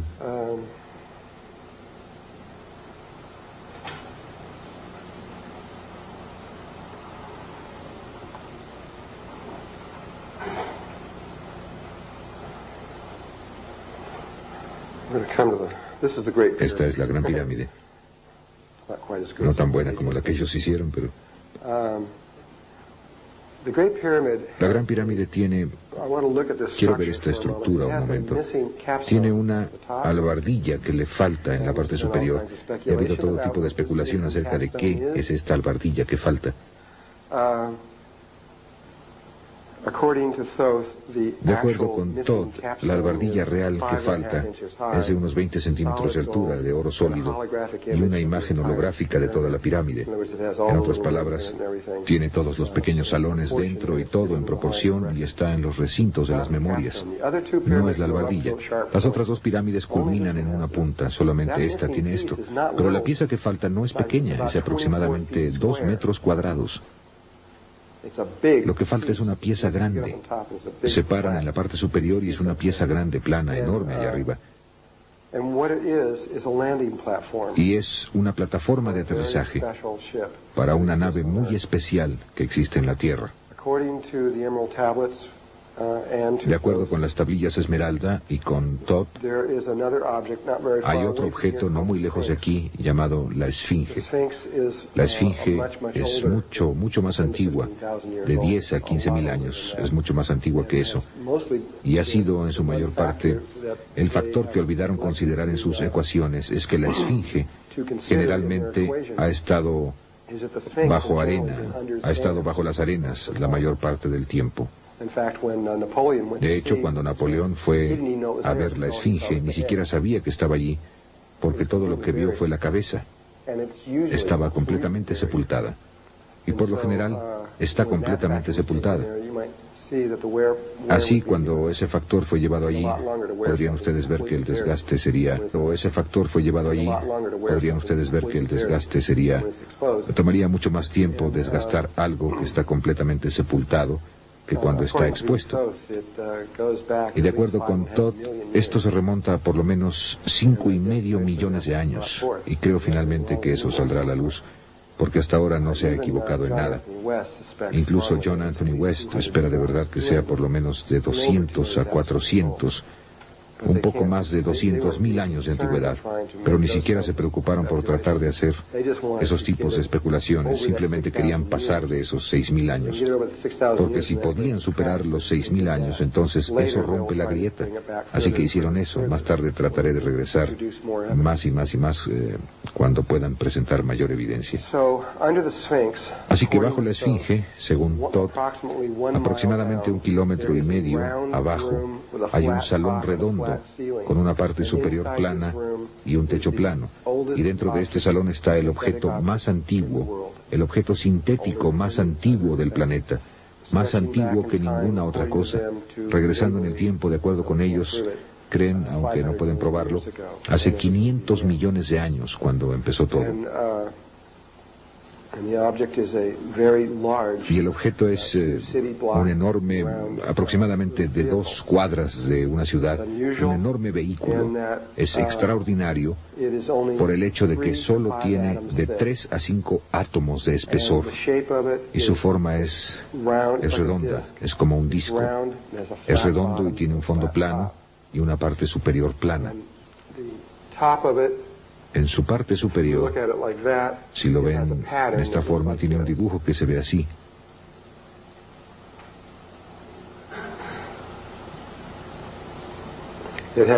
Tiene ese dibujo en la parte superior e inferior. Y esas áreas en las que está ese dibujo tiene 5 átomos de espesor. En todas las demás partes solo tiene 3 átomos de espesor. Es transparente, pueden ver a través de él. Es casi como si no estuviera ahí. No tiene motores, no tiene nada. Aunque las tablillas Esmeralda, cuando Doreal dijo que tenía motores atómicos, de acuerdo con Todd, no era así, de ninguna manera. Hizo la interpretación en Yucatán, en 1925, de las tablillas Esmeralda. Y eso fue lo más lejano que pudo pensar acerca de cómo se propulsaban esas naves. No eran propulsadas por ningún tipo de forma que pudiera comprender en ese tiempo. Eran propulsadas por pensamientos y sentimientos. Así que estaban diseñadas para conectarse con su propio Merkaba viviente y extenderlo en una forma particular, debido a que esta nave estaba conectada directamente con el espíritu de la Tierra. Y en las tablillas esmeralda se le llama una nave de guerra. Es extraño, me provocó un sentimiento extraño cuando lo leí por primera vez. Estoy pensando en mí mismo, dirigiéndome hacia formas espirituales, y aquí estoy obteniendo algo que dice que es una nave de guerra. ¿De qué se trata eso de la nave de guerra? Y justo en las tablillas esmeralda dice que cada vez que vamos en torno a la precesión de los equinoccios, que nuestros polos pasan por estos pequeños cambios, que atravesamos un espacio vacío durante unos 3.5 días. Y como planeta, nuestra conciencia es muy vulnerable. Y cada vez hay seres que vienen de otra parte para tratar de tomar el planeta.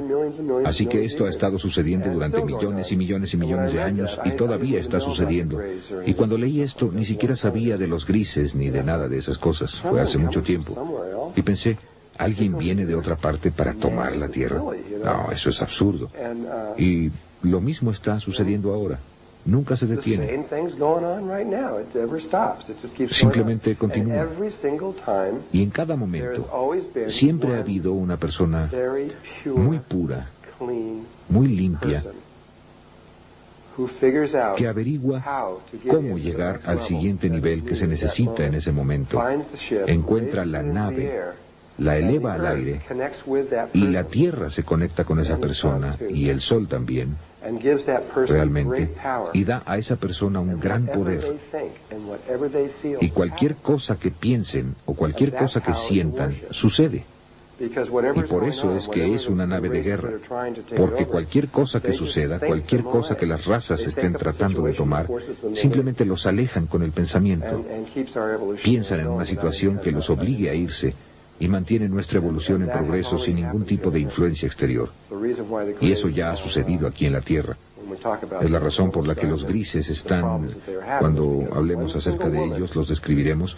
Los problemas que están teniendo son por una sola mujer, una mujer pequeña de 23 años de edad del Perú, que ahora tiene aproximadamente 26 años de edad, que hizo el primer proceso de ascensión hacia la nueva red.